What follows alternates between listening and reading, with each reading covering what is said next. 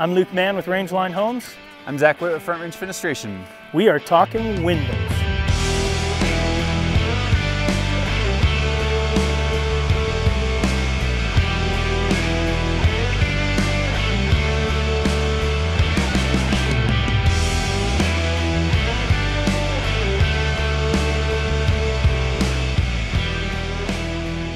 All right, so back in September, October, somewhere in there, we had you on site. The windows arrived. They did. After their trip across the Atlantic Ocean. They showed up from Poland. From Poland. Yep. On the back of a truck, the size of this container, and it was parked over there. Of course, it was a beautiful, rainy, cold day. I recall. Yes.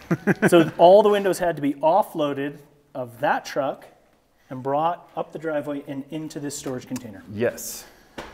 That's quite a process. It was. You guys had to build a unit of some sort to be able to pull Yep. the windows off themselves, right? Yep. Because it was up a bit higher. Yep. We have a large telehandler to handle those like we have here for the install now. Okay. 10,000 pound rated machine. And how high up was that off the ground? I think that's about 50 inches off the ground. Okay. So then you had to slide them out of that truck yep. onto the telehandler. Yep. And then slide them back into here. All the way back in here.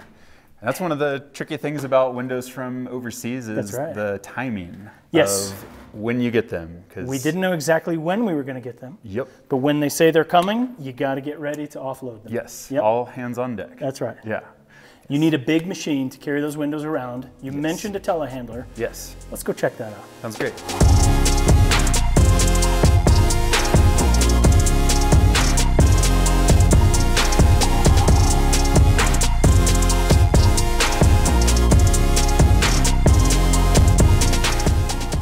All right, so check this thing out. You rent this machine on every job you do, pretty much? Same More size? or less. Okay. Every project has its own constraints. So sometimes we're using an all-terrain forklift like this. Sometimes we're using a crane. Okay. Sometimes we can't use any machinery and we have to schlep things by hand. And okay. We walk away from those projects. I mean, this thing's a beast. This is. How much does this weigh? This weighs about 38,000 pounds. Oh my gosh. And in metric, what is that? Oh, goodness. Just kidding. So then you've got special attachments that you use to carry your windows. Yep. So yeah, we like to use some sort of telescoping jib or a truss boom. Yeah. But with a lot of projects like yours, there's a pretty deep overhang or eave. And this lets us kind of get underneath and that's this piece maneuver a little bit more. Yeah. Okay, now tell me about this. What is this? And this thing is an absolute lifesaver, game changer. This is a vacuum-powered suction cup machine. Vacuum-powered suction cup machine. So these cups will stick to the glass. All right, so the back of these. Yep. They've got these little screens. Yep. So is that like for debris and whatnot? Exactly. In there? Yep. So the pump is pulling air through those screens and sucking these to the glass. Okay. And this unit can lift about 700 pounds. Okay. I think there's a pretty big factor of safety on there, so you probably go a little bit beyond that. But and you were telling me about you had to do something. The higher you go up in elevation, you have to do something to this machine. Yeah. And since why is the pressure changes at altitude, we have to derate the pump here, so it will still stick to the glass. Otherwise, the alarms get tripped. And so right now, we're able to run at 90% capacity, so we can theoretically lift 90% of 700 pounds. And hopefully you don't have any windows here that are heavier than that. That's right. And so then does it let you know, like for instance, if say for like what if one of these suction cups is losing, its strength or anything like that? Does it tell you that? It does. There is a piercing audible alarm that will let you know relatively quickly. Yep. Also, one nice feature about this, you can see these green and red lines. There's actually two different pump systems on here. Oh, okay. So you have two different complete isolated systems. So if one line fails, a bit of redundancy. A little bit of redundancy. Perfect. That's awesome. And nice thing about this, you can, once the glass is attached, you can rotate it so we can check that out. So if you've got a vertical piece of glass that you need to slip in somewhere and then turn it horizontally or vice versa. Yeah. That's great. Yeah. Super cool. Yeah. Yeah, we could not do glass of this size without something like this. That's awesome.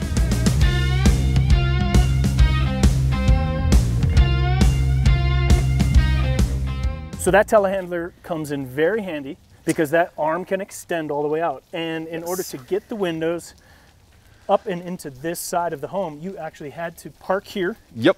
And then use the telehandler to force them through and push them through that opening. Exactly, yeah. We boomed all the glass for that corner room through that opening. Yep. We actually had to take out part of your wall. Yeah, like a 3-foot section or whatever. Yeah. Yeah, we stared at this for about 2 days before we figured out how to get the glass from the container into the building.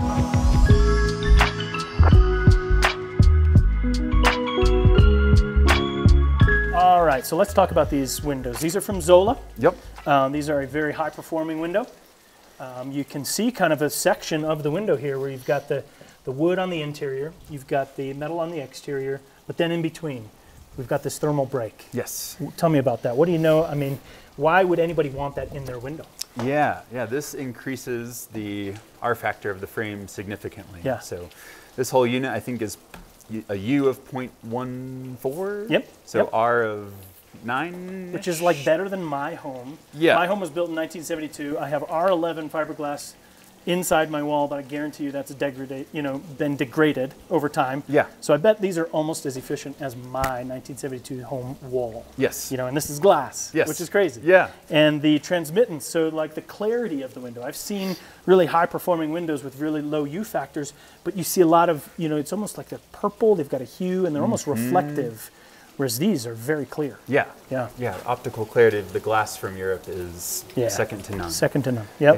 Yeah, and the glass is the best performing part of the window. It's probably R10, R11. Okay. And so the frame is where the majority of your heat loss happens. So that's the reason this. And so you want a high quality frame. Thermal break is on here. Yeah. So we've talked about thermal breaks in the past with our wall assembly, as well as our steel, but not in a window. And that's what you're seeing here. So there's thermal breaks all over this build, and that's just to increase the efficiency, increase the comfort, and the just overall performance of this window. Exactly.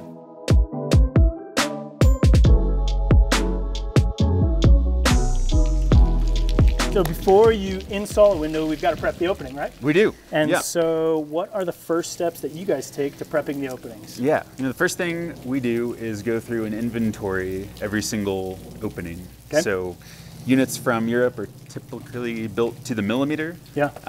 But there can be some differences in the threshold heights and embedment of a sliding door, things like that. Yep.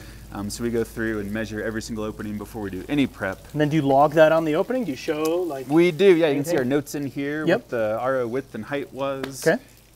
We want to make sure we have enough shim space to level out a bank of windows and get everything planed out properly. Yep. So that's actually step one for window prep.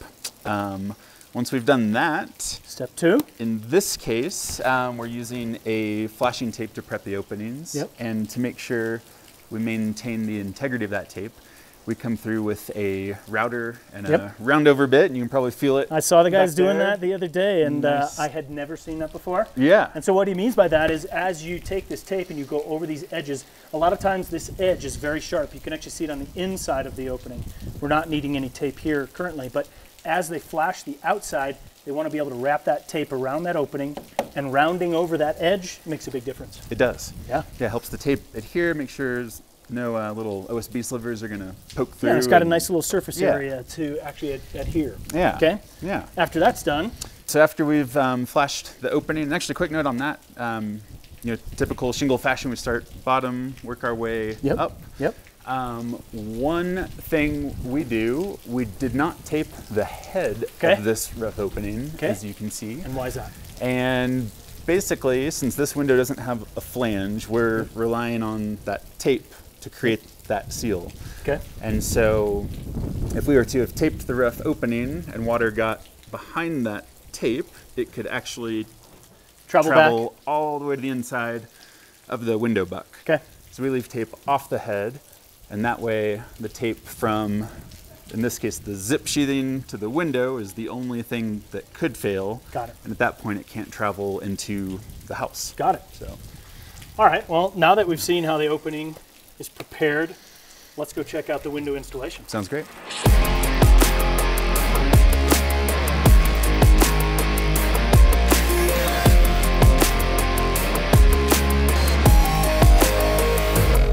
We're at the installed window. So this has been in for a couple of days now. Yep. Walk me through a little bit of the details that you guys do during or while you're installing one of these windows. Yeah. So like we said before, first step is making sure everything is level. So we had our shims set, got this out into place, lowered it onto that, and then as far as fastening goes, there's usually two different primary methods for a European window. You have a clip system like we have here, and sometimes there's an all-thread screw that you can use for operable units, or a fixed window if it has removable trim stops. These, so you'd actually like go through the frame? Exactly.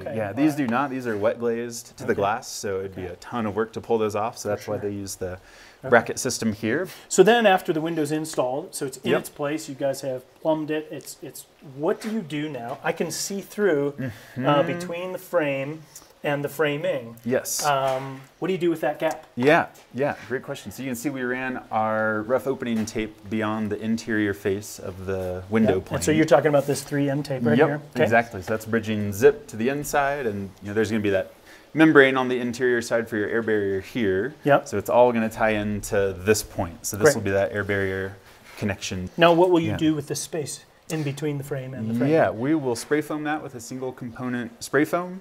And then on the which is flexible. Side, it's not going to expand and not going to push that opening at all. But we're not going to rely on that for the air barrier. It's not a good long-term air barrier. Because that'll degrade over time? Yeah. So it's really just to fill the void. Okay. And it also gives the window quite a bit of structure once that's packed around the entire perimeter. Okay.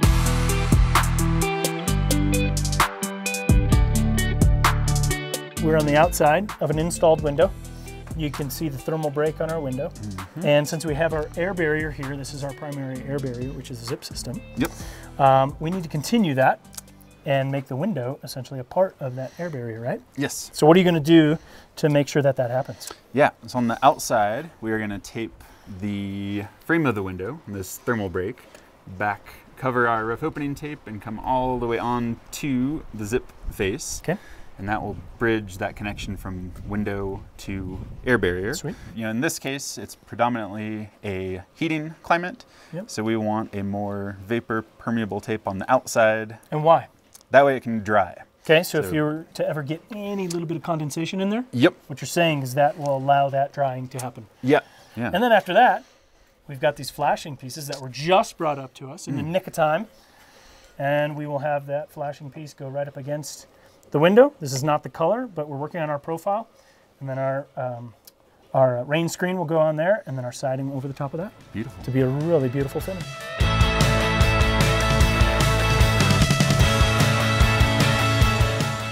Thanks so much, Zach, for showing us around and showing us your process for installing the windows. My pleasure. All right, if you're not following us on Instagram, make sure to do so, and make sure to like and subscribe.